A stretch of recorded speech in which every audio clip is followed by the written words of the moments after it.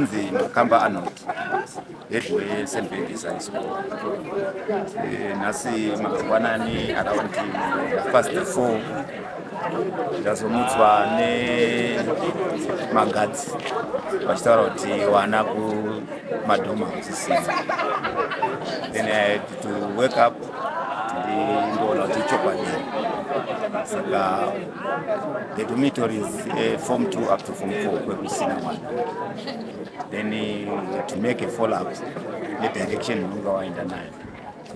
We tried kuvadzoka kuchikoro but they refused until ndazomhanya kumapurisa kuti vatibatsire.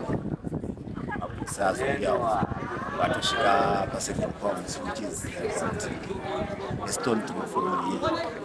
Saka mapurisa auya vana vanga vakumbira kuti vanoda kuti vataure naDSI makonzenzi avo vanga vainawo.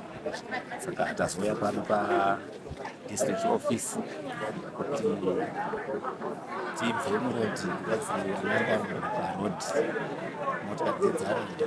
Saka tazouya padistrict vakasaadresiwa naacting DSI nekupublic service.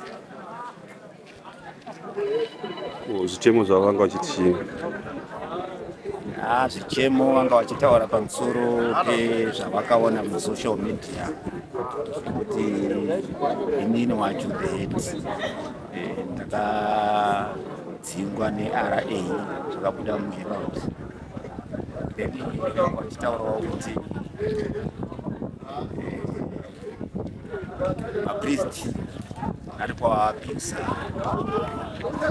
vakatsananguraiwo kuti havachadi kupinza pachechi.